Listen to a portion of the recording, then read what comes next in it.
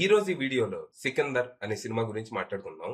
Salman Khan, Rashmika Mandanna, Kajal Agarwal leads గా AR Murugadoss direction లో వచ్చిన యాక్షన్ డ్రామా ఇది. ఈ సినిమా స్టోరీ ఏంటి, దీని మీద నా ఒపీనియన్ ఏంటనేది ఇప్పుడు తెలుసుకుందాం పదండి. ముందుగా ఈ సినిమా స్టోరీ ఏంటంటే, ఈ సినిమాలో మన హీరో సంజయ్ రాజ్కోట్ ఏకేఏ సికందర్ రాజ్కోట్ అనే ప్రాంతానికి మకుటం లేని మహారాజు అన్నమాట.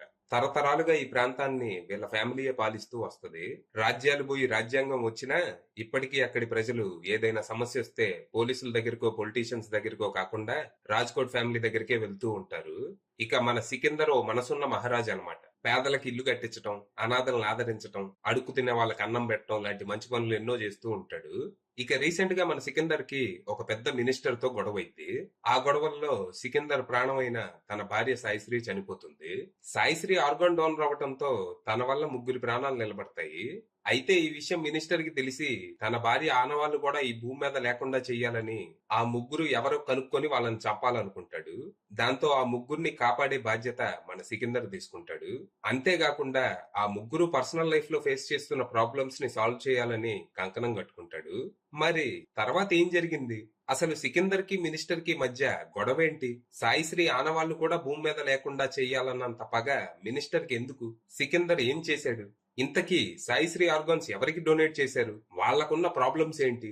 వాటిని మన సికిందర్ ఎలా సాల్వ్ చేశాడు? చివరికి ఆ మినిస్టర్ నుంచి ఈ ముగ్గురిని సికిందర్ ఎలా కాపాడాడు అనేది మీకు జీవితం మీద ఆశ లేకపోతే ఈ సినిమా చూసి తెలుసుకోవాలి. ఇక ఈ సినిమా నాకు అస్సలంటే అస్సలు నచ్చలేదు. Mediocre performances, lifeless screenplay, terrible dialogues తో అసలు ఏందిరా ఇది అనిపించింది. ఈ సినిమా చేయటం క్యాస్ట్ అండ్ క్రూ కి అస్సలు ఇష్టం లేదనుకుంటా. ఎవరో భయపెట్టో బలవంతంగానో చేయించినట్టున్నారు. అంటే అలా ఉంది అవుట్పుట్. ఈ సినిమాలో స్టోరీ మరీ అద్భుతం కాకపోయినా ఓకే. ఓ మకుటం లేని రాజు తన శత్రువులు చేసిన దాడిలో తన రాణిని కోల్పోతాడు. ఉన్నప్పుడు తెలియని రాణి విలువ చనిపోయాక తెలుస్తుంది మన రాజుకి. తను బతుకున్నప్పుడు ఎలాగో సరిగ్గా చూసుకోలేకపోయాను, కనీసం తన వల్ల బతికిన ముగ్గురినైనా ఏ కష్టం లేకుండా చూసుకోవాలి అనుకుంటాడు. ఇది బేసిక్ కథ. ఈ కథకి మంచి ఫైట్లు, అదిరిపోయే ఎలివేషన్లు, గూస్ బంప్స్ తెప్పించే బ్యాక్గ్రౌండ్ స్కోర్, విజిల్ వేయించే డైలాగులు ఉంటే సరిపోయేది, పండగ కొట్టుకుపోయేది. కానీ ఒకటి రెండు ఫైట్లు తప్ప ఇక ఏది వర్కౌట్ అవ్వలేదు. ఏ సీన్ లో కూడా మినిమం ఎఫర్ట్ కనిపించదు. సికిందర్ కి మినిస్టర్ కి మధ్య కాన్ఫ్లిక్ట్ చాలా జనరిక్ గా బేసిక్ గా ఉంటది. మినిస్టర్ కొడుకుని హీరో కొడతాడు. అందుకని మినిస్టర్ ఎంత ధైర్యం ఉంటే నా కొడుకు మీద చేయేస్తాడని హీరోతో గొడవకు వస్తాడు. ఇద్దరి మధ్య గొడవ అయింది. ఆ గొడవ పెరిగి పెరిగి పెరిగి క్లైమాక్స్ లో అయిపోద్ది. మధ్య మధ్యలో హీరో హీరోయిన్ ని గుర్తు చేసుకుంటూ తన అవయవాలు ఉన్న మనుషులకే హెల్ప్ చేస్తూ ఉంటాడు. సినిమా ఫస్ట్ హాఫ్ ఎలా పడితే అలా ఉంటది. ర్యాండమ్ గా ఫైట్లు, సాంగ్స్, లవ్ సీన్లు వచ్చిపోతూ ఉంటాయి. అసలు ఇందులో కథ ఏమన్నా ఉందా అని డౌట్ వస్తుంది. ఇంటర్వెల్ టైంకి గానీ సినిమాలో అసలు కాన్ఫ్లిక్ట్ ఏంటనేది అర్థం కాదు. మన హీరో వల్ల పొరపాటున మినిస్టర్ కు అన్యాయం జరిగింది. అందుకని మినిస్టర్ సెకండ్ హాఫ్ అంతా హీరోని చంపడానికి మనుషులు పంపిస్తూ ఉంటాడు. హీరో వాళ్ళని తన్ని తిరిగి పంపిస్తూ ఉంటాడు. మధ్య మధ్యలో సమాజ సేవ చేస్తాడు. ఇది సెకండ్ హాఫ్. ఇక క్లైమాక్స్ లో ఏం జరిగిందో నాకైతే తెలీదు. భరించలేక నేను వచ్చేసాను. ఈ సినిమాలో రైటింగ్ చాలా నాసిరకంగా ఉంది. హీరోది పెద్ద రాజకుటుంబం, వేల మందికి దేవుడు, దేశంలోనే అత్యంత ధనవంతుడు అంటారు. కానీ దేశంలో తన ఎవడికి తెలియదు. సరే మొహం తెలియదు అనుకుందాం. హీరోకి మినిస్టర్ కి గొడవ అయ్యాక హీరో మీద ఎఫ్ఐఆర్ ఫైల్ చేసి అరెస్ట్ చేయమని మినిస్టర్ రాజ్కోట్ కి పోలీసులు పంపిస్తాడు. ఇక ప్యాలెస్ కు వచ్చిన ఒక పోలీస్ ఆఫీసరు, ఓ ఆ సికిందర్ ఇంత పెద్ద కోటలో పనిచేస్తాడనమాట, అందుకే మినిస్టర్ తో పెట్టుకునేంత ధైర్యం చేశాడు అంటాడు.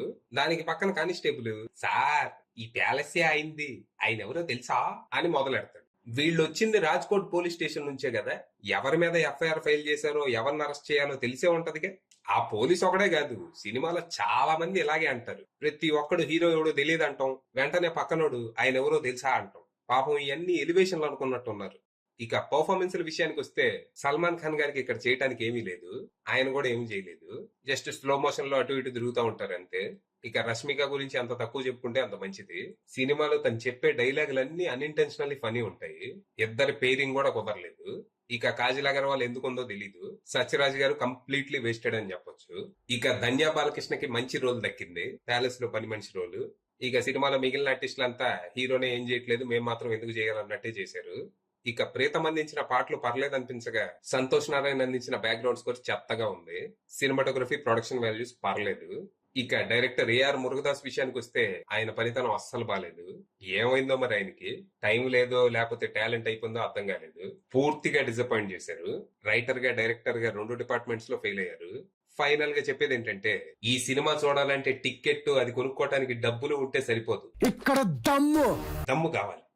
అది విషయం.